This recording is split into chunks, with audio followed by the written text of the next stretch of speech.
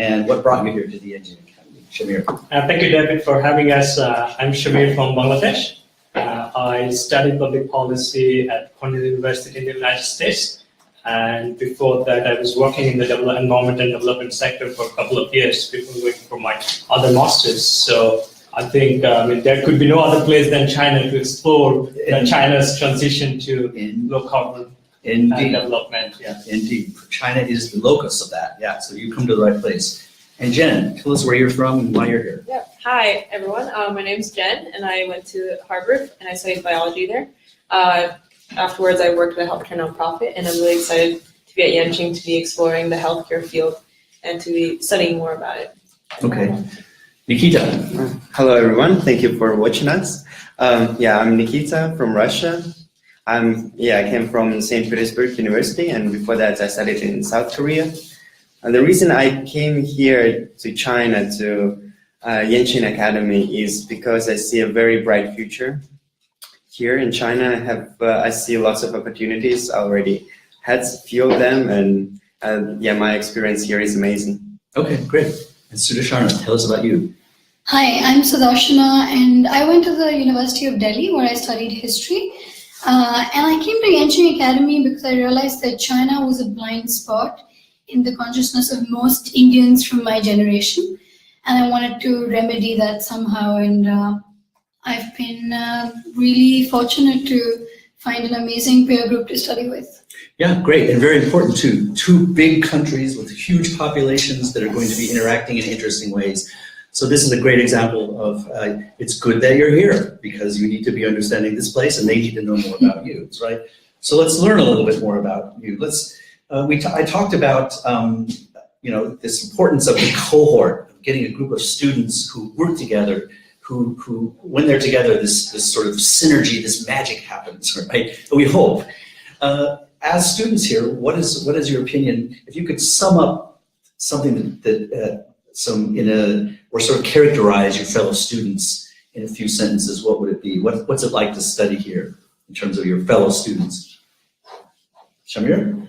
I think students come from here from all different backgrounds. So this is my third university degree. I think I have never been to a program. This is as diverse as Yenching, where students come from philosophy and music background. I think, when you put these people from different backgrounds in a group, I think all this interesting conversation happens. I think for me, the unique thing I see is, the diverse perspective that students bring in, and also looking into particular issues from their own vantage point. I think that's what makes Yenching program is very unique, and I think also it's like the fact that all of us live in the same dormitory, and we eat together, we go for sports, running, playing badminton, and so on. I think that helps to forge a very unique friendship with among us. I think that's important for whichever field we are going to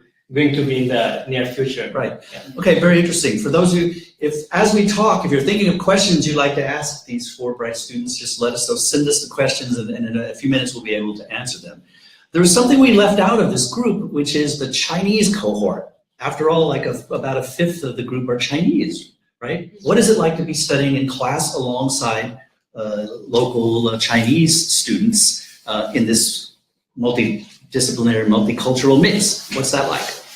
It's really exciting. It's exciting and it's challenging because I think like all of us from different countries, we grew up with certain ideas of what China is like, what Chinese society is like, due to media and sometimes even, state-sponsored media. So when you finally come here and you get to talking to classmates inside and outside the classroom, you really sort of, and even with their own experiences, it's so different if you're talking to someone who's from Shanghai as opposed to someone who's from Hebei or like Hunan province. And their experiences of growing up in China are extremely different. Their view of Chinese society and the world, and so conversations are challenging, but it's just there's so much they bring to the table. Even just like I remember somebody brought these duck heads, the cured, and it was my first time like eating that kind of snack. It was fantastic. Like I didn't expect to enjoy it as much as I did. Or like watching a classmate play the erhu, like the horse race on the erhu. It's fantastic. It really brings the experience, I think, of being in China alive. Yeah, that's great. That's great. And it's great that you mentioned the fact that China, when you come here, you realize it's not a monolithic, unified whole. There are regional differences. There are ethnic differences like every country. Anything the two of you want to add?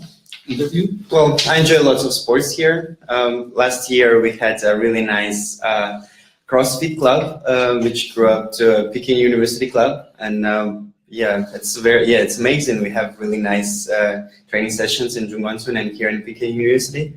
Also, I'm a big fan of MMA, so I also introduced this club to YCA Scholars. Yeah, it's amazing. Swimming team, running team, sports and economist club. They're amazing. Yeah, great. That's what we want you to be taking part in those things. That's great if you have time. But speaking of time, we sort of forgot to stress the fact that some of you are already in your second year, which means you finished your curriculum. Jen is still in her first year.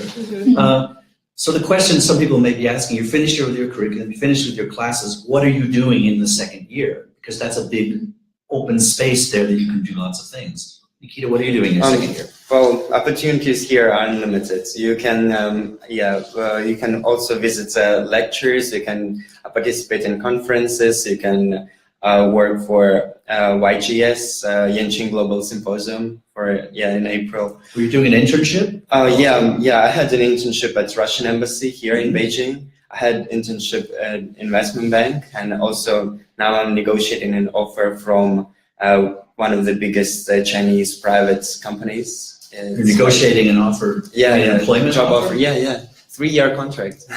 Wow. Yeah, and then as they say, 请客, invite us out to eat when you get a job. Well, how about you, Shamir? What are you doing? So I think a lot of students will be doing internship as well as putting a foot into writing your thesis. So I've been traveling as well, different parts of China. So I myself is interested in China's transition to low carbon economy. So I've been meeting people from my fields, interviewing them and learning their perspectives, especially in regard to Belt and Road initiatives. So where China is massively investing in many other countries like Myanmar, Bangladesh. So I'm taking my second year, mostly building up my network, talking to people and understanding their perspectives and diving deep into the research area that I'm This is what we hear again and again. The second year is not just working on your thesis. It's a second year where you can make contacts and for your particular interest. And One Belt, One Road is going to be, and it's already is an enormous geopolitical agenda. And the fact that you can be, Beijing is the locus of all that, the crux of all of that. So you're actually being able to interact with people that later on could be central to your career.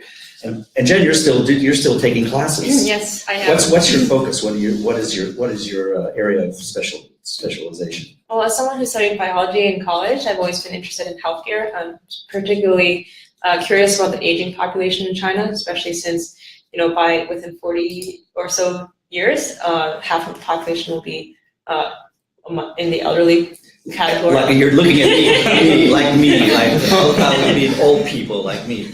That's because of the one-child policy, Right. basically, right? Yeah. So you're studying this demographic. Right. So I want to see what will the government do, what will the public or the private sector do to prepare for this burgeoning elderly population. And you're gonna make that your thesis topic, probably. Potentially, that's one idea at the moment. Okay. So Okay. We'll see. Well, I look forward to read it. Yes. If I don't get too old before. Yes. So now's maybe a good jumping off point to go around and just academically focus now on academics. What are you actually writing your thesis about? And what's the focus of your thesis? To start with you, Sudarshan. So I'm looking at this travelogue written by an Indian singer who came to the early PRC in the 1950s, and looking at cultural and emotional aspects of the India-China relationship, which has basically been neglected for a very long time. And it's great to be in Beijing because you're close to the archives and also can interview a lot of the scholars who are. So I'm just curious, of the 6 research fields that we just gave, what does that fit into?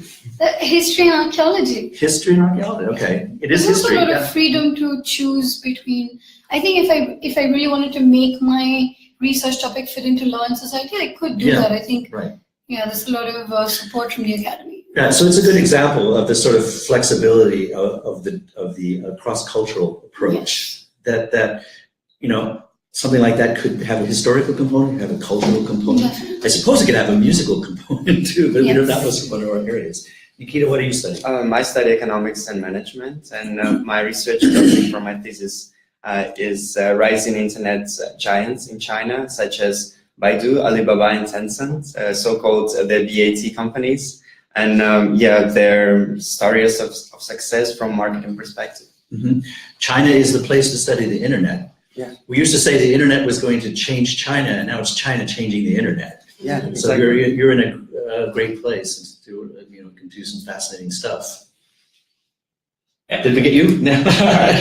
So my broad interest has been to look into China's emerging role in global climate policy and governance. But one thing I'm particularly looking into to explore that theme is the investment that China is making under Belt and Road, how that's going to impact the environmental standard in many of the developing countries, especially in Africa as well as in South Asia. Mm-hmm. So what might be the impacts, social and environmental impacts of those investments that's going to countries where environmental standard may not be that stringent? So, yes.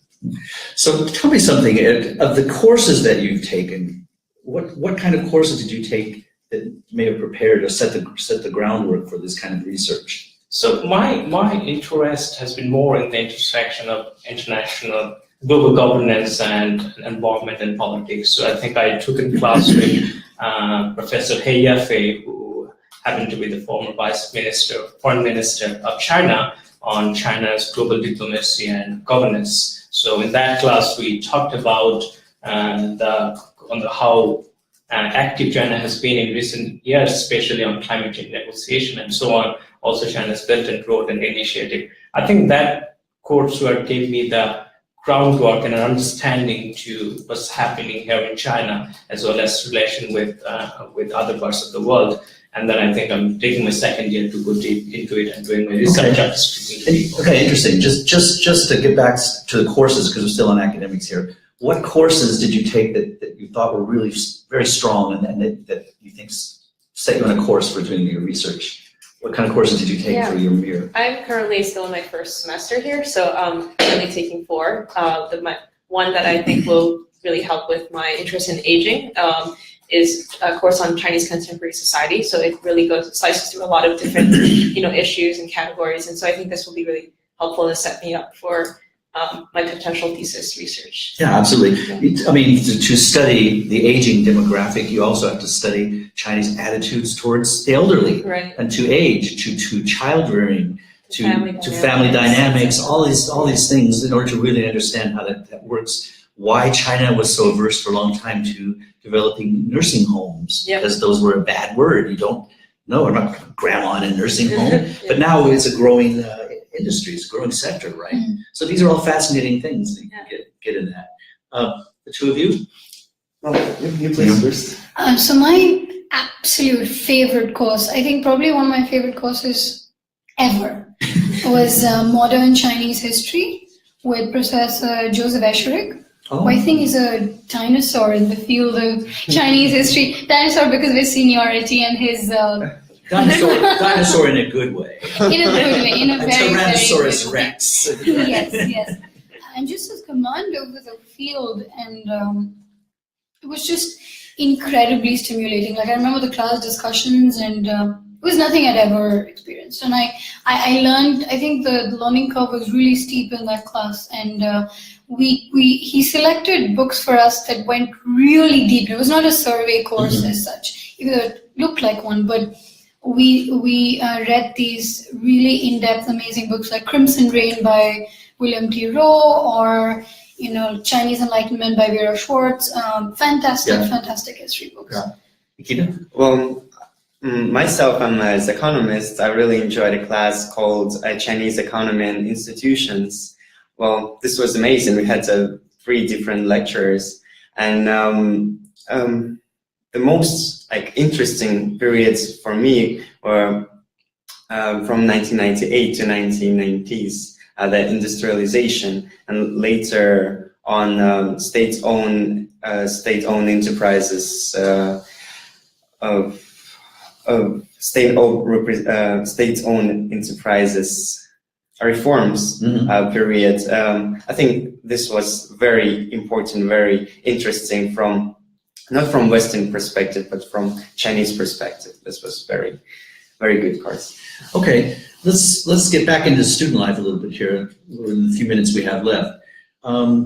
Here at the Academy, I know that we put an emphasis on giving you a real experience of immersion as much as possible in Chinese culture. You eat in the cafeterias with the Chinese food, you live in the dorms here. It's definitely not a bubble here. You're sort of encouraged to get out. You're encouraged to speak Chinese, learn Chinese, and use it. What's it like being in, Sudashan, I know you have a blog. You might as well tell it what it is. That's right. It's what? So in my second year, I've been working. No, I just have the URL. The URL is Blue Skies in Beijing. Blue Skies in Beijing. So it's science fiction, right? There's no such thing. It is an oxymoron, yeah. No, but that's, you should check it out. That's There blog. it is. There you go. Blue Skies in Beijing. Go ahead, tell us about it. So the blog basically started off as an idea to help people like me who, lots of people when they come to China have absolutely no language skills, and it can feel like, you're just white noise all around. And it can be quite overwhelming. So I wanted to write a blog to sort of help guide the experience for first timers. And basically about living in China, challenges and joys of Beijing, blue skies, once in a blue moon. Yeah. And so I've written about pretty much everything from Beautiful foliage campus. we have behind us here. Yes. Natural Yes. Beijing windows here. Anyway, go ahead. So from campus canteens to, Taobao recommendations to cafes you can explore when you want to study, or bands to check out. So it's really just a living and studying guide in Beijing. Right, yeah, we stress, people probably know, but Beijing is a very international city. And you Extremely. can find everything here, foreign and Chinese. Yes. Any other, what's wonderful about Beijing? I think the most important thing is, you being in the China's top one of the top institutions, as well as the fact that you're in Beijing. The environment here I find intellectually very, very dynamic and fluid. You get to meet the, very top policymakers of China and around the world as well. And I think, that's the most fascinating part. That's probably I wasn't able to do it even in my previous studies. Yeah, indeed.